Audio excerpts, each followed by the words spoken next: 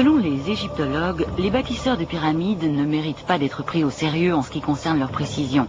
Ils utilisaient des pentes rudimentaires, avaient des esclaves pour ouvriers et n'arrivaient même pas à se décider sur l'endroit où ils allaient enterrer le roi défunt à l'intérieur de la pyramide. Au fond, il y a cette chambre souterraine. Les experts s'accordent à penser que c'est la chambre funéraire originale qui a été abandonnée au profit de celle-ci, construite 40 mètres plus haut. Une nouvelle modification du plan les a fait abandonner cette chambre de la reine pour construire finalement la chambre du roi. Erreur sur erreur.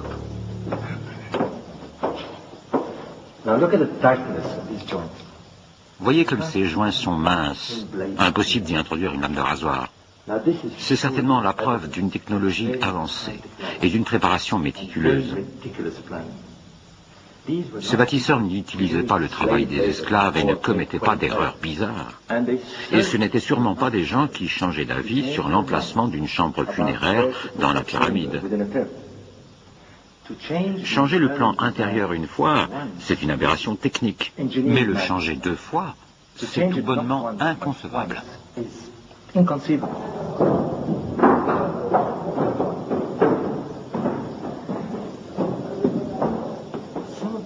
Certains de ces blocs placés dans le haut de la pyramide pèsent chacun autant que 100 grosses voitures.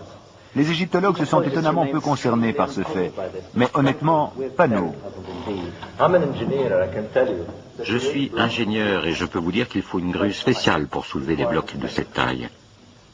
Alors un peuple qui n'avait pas ce genre de machine, qui ne disposait même pas de la plus élémentaire des poulies ou des roues, comment s'y est-il pris?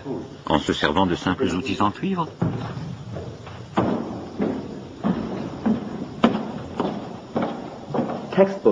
Les manuels scolaires disent que ces pyramides étaient des tombes royales comme toutes les autres.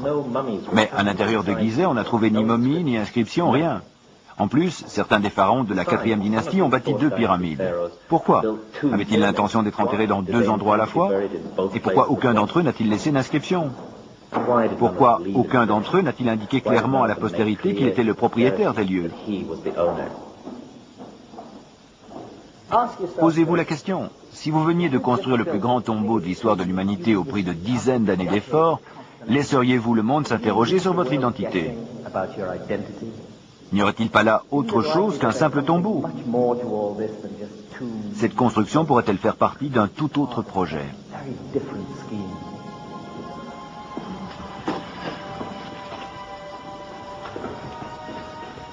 La chambre du roi, le saint des saints, la chambre de tous les mystères. Tout ce qu'elle contient, c'est un coffre en granit vide. Et Chris Dunn, expert américain en forage. C'est un travail incroyable et un mystère. Comment ont-ils fait ça? Jadis, on se servait d'une scie à chantourner ou d'un touret et on faisait pénétrer l'outil dans la pièce à l'aide de sable ou d'un diamant. Dans ce cas-ci, il aurait fallu beaucoup trop longtemps, des années, pour y arriver. Mais dites-moi, comment pensez-vous qu'ils ont fait? À mon avis, ils ont sûrement utilisé un outil à moteur. Aujourd'hui, si nous devions forer ça, la mèche pénétrerait dans le granit à raison de 5 millièmes de millimètre par tour.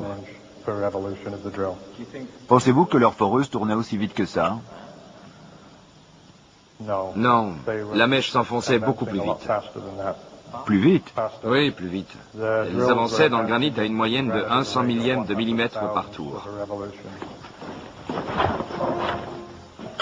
Des outils à moteur, cela semble un peu rapide comme conclusion.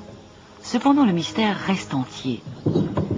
Les anciens étaient capables de creuser facilement le granit et même la diorite, la pierre la plus dure qu'on trouve dans la nature. Ils évidaient des vases en diorite que des outils modernes ne pourraient même pas toucher. Regarde comme c'est lisse. Comment faisait-il? Regarde la précision des joints. C'est parfaitement ajusté. C'est du travail d'opticien. Mais la chambre du roi recèle une autre énigme. Voici le véritable mystère. Ces puits étroits ont été percés dans ces murs et aménagés avec une minutieuse précision. Pour la ventilation, prétendent les égyptologues. Il est hors de question que ces puits aient servi uniquement à l'aération. Leur conception est trop compliquée. Ils suivent la déclivité de la pyramide jusqu'à l'extérieur. Ils devaient servir à autre chose. Ces soupçons sont confirmés en mars 93. L'ingénieur allemand Rudolf Gantenbrink explore le puits sud de la chambre de la reine avec un minuscule robot caméra. Le robot est bloqué par une porte en pierre et en métal. Une chambre que les anciens avaient à tout prix voulu soustraire au regard indiscret, la porte n'a jamais été ouverte.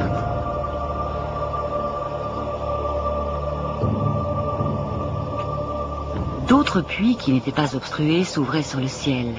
Quelle était leur véritable utilité ?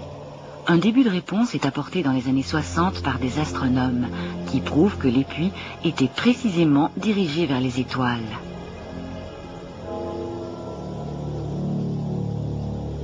Ces puits visent Alpha Draconis, l'étoile polaire au temps des pyramides. Un autre vise la Petite Ourse. L'astronomie pourrait-elle nous éclairer?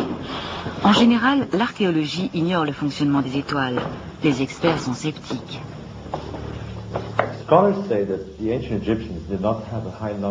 Les savants disent que les anciens Égyptiens n'avaient pas une grande connaissance de l'astronomie, mais ici, nous avons la preuve que le ciel les fascine et qu'ils le connaissent parfaitement. Voici les constellations du zodiaque: le lion, le taureau, les poissons, et voici la constellation d'Orion et l'étoile Sirius. La position des étoiles dans le ciel n'a pas changé par rapport au temps reculé. C'est dû à un phénomène appelé précession. La Terre fait un tour sur elle-même tous les jours. Mais en plus, son axe tourne en oscillant tous les 26 000 ans, comme un grand seau. Sur Terre, cette lente oscillation donne l'impression que les constellations voyagent à travers les cieux et le temps. Les égyptologues et ceux qui étudient les hiéroglyphes ignorent la précession. Mais sans cela, il est impossible de résoudre certains problèmes. C'est la précession qui est la clé du mystère des pyramides. La précession change l'altitude des étoiles que nous voyons dans le ciel toutes les nuits. Si on pouvait passer des millénaires sur Terre à regarder en l'air, on verrait les constellations se coucher et se lever tous les 26 000 ans grâce au lent mouvement de bascule de la Terre qui oscille. Cette constellation Orion était un dieu pour les Égyptiens. Cela explique peut-être pourquoi ils ont creusé les puits dans la grande pyramide. C'est clair qu'ils ne se sont pas donnés autant de mal pour le plaisir. Pour les anciens Égyptiens, Orion était Osiris, le dieu de la résurrection. Voici une reconstitution du ciel tel qu'il était en 2005 avant Jésus-Christ. Voyons ce qui arrive à la zone d'Orion quand elle traverse la ligne nord-sud. Le puits de la chambre du roi était dirigé vers Orion, le dieu Osiris. Et maintenant, à gauche d'Orion, ici, il y a l'étoile Sirius. Pour les anciens Égyptiens, c'était l'étoile d'Isis, l'épouse d'Orion. Et à mon grand étonnement, j'ai découvert ceci. Si le puits de la chambre du roi était dirigé vers Orion, celui de la chambre de la reine était dirigé vers Sirius, la déesse Isis.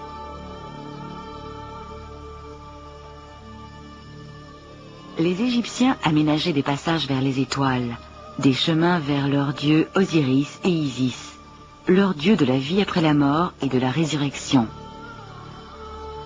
Pour les anciens Égyptiens, c'est la venue d'Osiris et de sa fidèle épouse Isis, des milliers d'années avant l'aube de l'histoire, qui a annoncé la naissance de l'Égypte.